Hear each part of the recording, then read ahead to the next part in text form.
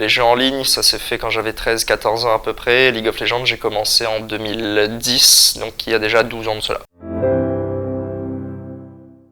Salut, moi c'est Chanigno Thibaut, donc j'ai 25 ans, mon pseudo en jeu c'est Serac et je fais partie de l'équipe Get Out eSport, anciennement appelée Not Even Clone. C'est celle qui a gagné la majeure partie des tournois l'année dernière sur League of Legends.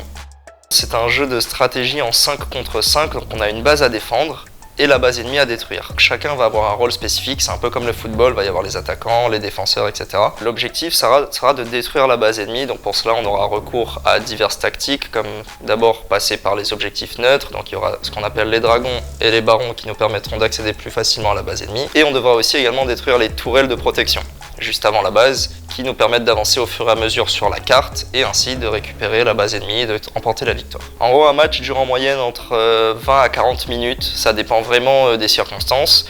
On a ce qu'on appelle le début de game, donc le début de partie, c'est les 10 premières minutes à peu près, où il se passe pas grand chose. Généralement, les gens préfèrent attendre d'obtenir assez d'argent pour acheter des objets et ainsi pouvoir faire avancer la carte. Ensuite, il y a le mid-game, donc c'est là où tout le monde se regroupe, donc on va s'affronter, on va se rencontrer, et en fonction de ces combats-là, on va pouvoir après plus tard atteindre le endgame, donc généralement c'est vers les 25-30 minutes de jeu quand les barons Nashor sont opérationnels, et ça nous permet vraiment d'accélérer la carte et de récupérer la base ennemie plus rapidement. J'ai commencé à jouer aux jeux vidéo depuis que je suis tout petit. On va dire que les jeux en ligne, ça s'est fait quand j'avais 13-14 ans à peu près. League of Legends, j'ai commencé en 2010, donc il y a déjà 12 ans de cela.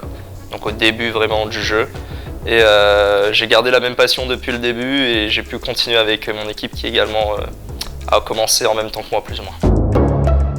La compétition actuelle, ça commence en mai et ça va se terminer en novembre-décembre, donc plus ou moins comme l'année dernière. Cette fois, il y a quelques particularités. Il va y avoir un tournoi sur 4 jours, sur 4 week-ends différents, qui vont nous permettre, si on finit premier ou deuxième, de se qualifier directement pour les phases finales. Et dans le cas contraire, on devra participer à la Geekali, donc qui se déroulera le 6 et 7 août, si je dis pas de bêtises, et qui nous permettra de nous qualifier en tant que 3e, 4e, 5e ou 6e. Si on finit 3e et 4e, on va pouvoir affronter les premiers et deuxièmes des premiers week-ends lors de la grande finale qui se déroulera en novembre-décembre.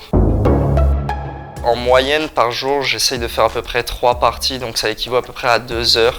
2 heures, 2 heures et demie, et sur la semaine, on fait le calcul, ça nous ferait à peu près 14 heures, entre 14 à 16 heures si on peut sur LoL. 2 semaines avant les débuts de tournoi, je commence à jouer un peu plus. J'accélère la cadence, donc j'augmente le nombre de parties que je fais. J'essaye de faire environ 5 parties au lieu de 3. Ce qui permet d'avoir un peu plus d'entraînement et d'être un peu plus rodé sur comment se joue la méta. Le rôle, je le travaille directement quand je fais mes parties.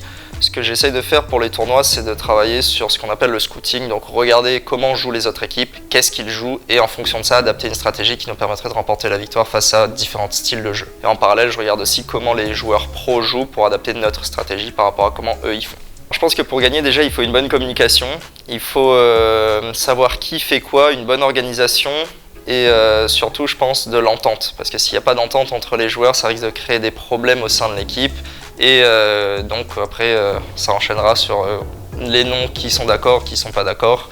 Et du coup, c'est un peu problématique. Donc je pense que vraiment, il faut que ça soit l'équipe soudée et qu'on pense tous pareil.